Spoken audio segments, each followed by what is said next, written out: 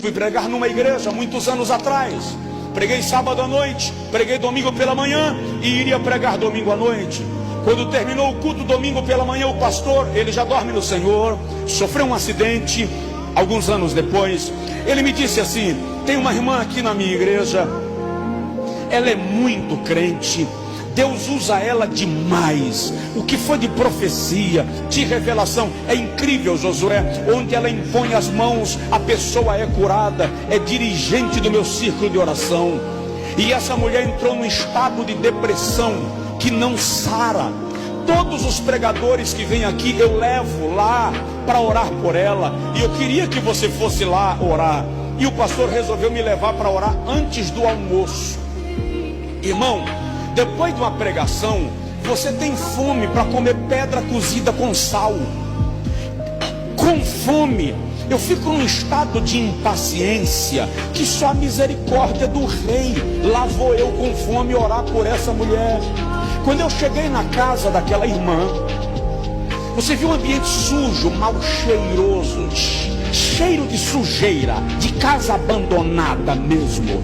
Ela estava sentada numa poltrona, com os panos velhos lá forrando a poltrona, quase atrás da porta, tesa, olhando por nada, os olhos fitos em algum lugar, sem piscar. O marido dela saiu do quarto para nos receber, com a barba por fazer, umas caspas caindo no ombro, na camisa. Você vê que o cara estava com o suor vencido, estava um estado de abandono na casa. E o pastor disse para ela: eu trouxe o pastor Josué para orar pela senhora. E eu saudei com a paz do Senhor. Ela não respondeu. Fiz a oração por ela e fiz aquela oração cheia de autoridade: o Senhor é poderoso para mudar o quadro, a tua serva. E quando eu terminei de orar, ela permanecia na mesma posição, não piscava os olhos, não mudava a direção. O seu foco era o nada. Conversamos um pouco. O pastor começou a cantar um hino que diz assim: pelo mundo brilha a luz desde que morreu Jesus, pendurado lá na cruz do Calvário. Terminou de cantar o hino, eu querendo ir embora. Eu ainda lembro a cena, eu estava querendo ir embora. Eu fui saindo e o pastor disse: não, vamos fazer mais uma oração. Aí lá vou eu, faço mais uma oração. E o pastor agora me ajudou orando, ergueu a voz. Ele era um homem de Deus muito sério, muito querido, orando comigo. E a mulher permanecia tesa, olhando para o nada, e nada acontecia. Eu parei a oração, fiquei ali, e o pastor ficou meio que fazendo uma pregação reflexiva, tentando orientá-la de alguma maneira, dando uma palavra. E eu me afastei um pouco e fui para o hall de entrada da casa.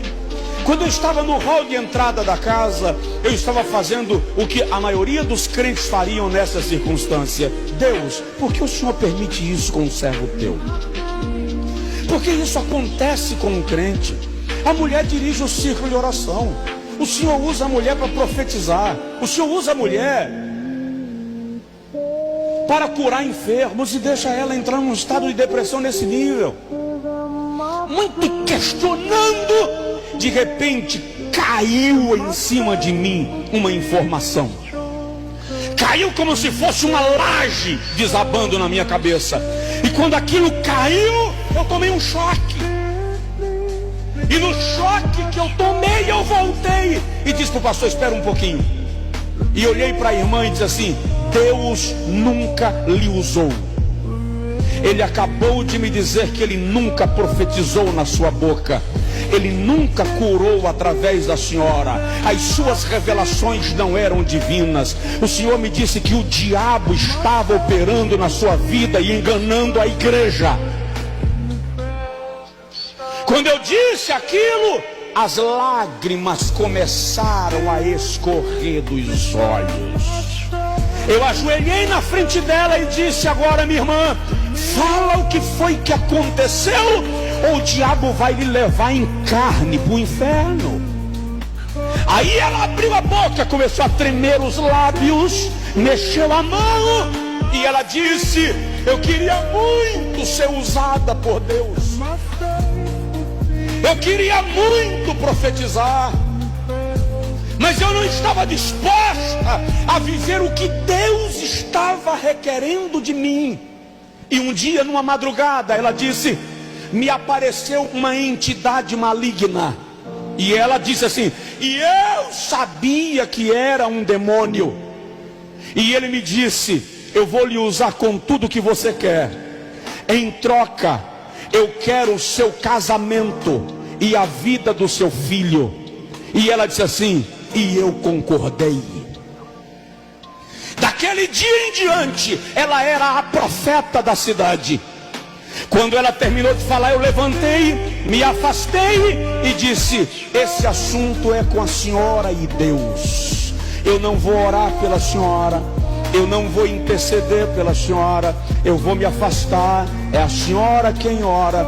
Eu vou inclusive dar uma margem de distância, porque se Deus quiser mandar um raio e lhe matar, Ele não vai me chamuscar.